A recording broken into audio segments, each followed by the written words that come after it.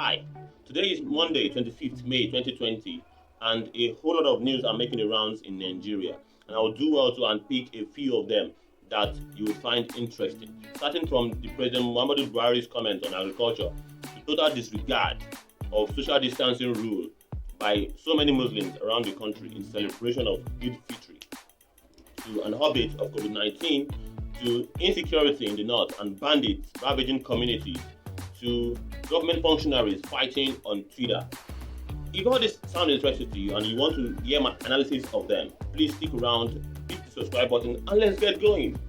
So, a lot of Muslims in many states violated the social distancing rule outlined by so many of our agencies of awareness, trying to tell people that they should not congregate together, basically, to adhere to social distancing rule. But obviously, a lot of people still violated that rule in some states with the approval of their governors. So that's interesting. In the effort to combat this virus, religion is playing a vital role in sabotaging all the efforts of well-meaning Nigerians and governors to curb this virus. So that's interesting that in Nigeria, a whole lot of things are responsible for the imminent stay of this virus in Nigeria for a long time. This virus is going to stay in Nigeria for a long time because of negligence of some people. And the funny part of this is that people that are doing the right thing may be affected by the negligence and ignorance of a lot of people. So President Muhammadu Buhari is coming out to tell us now that we have to pay more attention to agriculture.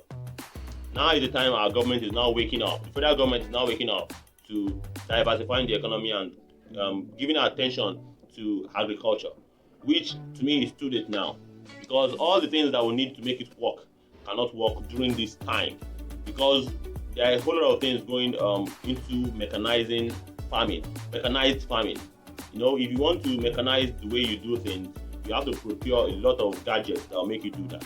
Majorly Nigeria is just basically doing subsistence farming, and communities that are doing that are ravaged by bandits. There are a lot of insecurity going on in communities that produce all of the food that Nigerians eat.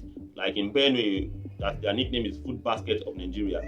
Bandits are ravaging that area right now, and people are running away from their farmland, and food produce are wasting on an exponential rate. And then a lot of things about storage. Storage facility is zero. Foods are getting destroyed because of lack of storage facility. And procuring all these things now, we cannot produce. Nigeria cannot produce anything. So they have to import and bring all these things from foreign countries. But foreign countries are busy with battling COVID-19 now. So Nigeria is in big trouble because oil has crashed. So they are basically focusing on agriculture, and I'm interested to know how they want to go about it. So a little update on COVID-19.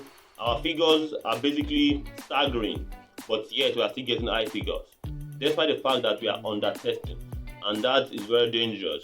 When you have more asymptomatic people going around spreading this disease, and your vulnerable ones, your weak ones, the elderly, the children, when they are being exposed to this disease, to this virus, when you have young ones and older ones, sick people that have underlying health conditions being exposed to this virus, then it's a very serious case that you have in your hands.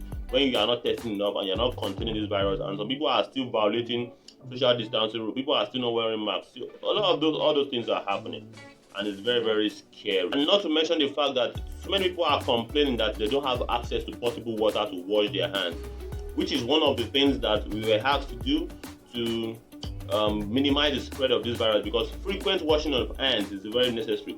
But people do not have access to potable water. In Nigeria in 2020, our water corporation agencies, they are basically next to zero. As I'm talking to you right now, in my area, no house is being supplied water by the government. A lot of houses basically either run on well or their own borehole, which is pretty much not safe, judging by the kind of environment that they live in. So it's a very big challenge. Water is a big challenge. And when you have people that are complaining about lack of water, and I wonder the efforts to combat this virus, I don't know where it's going to lead us to. Two government functionaries are basically fighting on Twitter, and that I think would interest you. You should check it out. So Abike Dabiri and the Minister of Communications, they are basically fighting on Twitter for office space, basically. And I wonder, government functionaries coming on social media to fight and to exchange words on Twitter is very interesting. That speaks volume to the lack of synergy in all these ministries. And it is not new, because when you have ministries giving contradictory information, and then now they are now fighting. You see that there's lack of synergy. There's no cooperation between all these ministries whatsoever, and that speaks volume about the Nigerian government run under President Muhammadu Buhari. As I said earlier, bandits are ravaging the north heavily right now. People are leaving their communities. They are basically abandoning their communities just because of bandits, and it's real. And this is one of the promises of this Buhari-led administration, that they said they will eradicate banditry. But now we are still faced with that issue. People are still running away from their communities. And now, these are guys that are producing. They are farmers. A lot of these guys running away from their communities are farmers. So now, how do government want to achieve this objective of producing locally made food items for citizens, when people that are supposed to plant and cultivate and harvest, they are basically running for their lives? And if you have another thing to say, feel free to drop it in the comment section below. Guys, I'm a political, religious, and lifestyle influencer. I'm passionate about making sure that politics and religion are geared towards the best interest of the people, as well as making sure that individuals live the best possible version of themselves. If that sounds good to you, hit the subscribe button, and I will see you in the next video.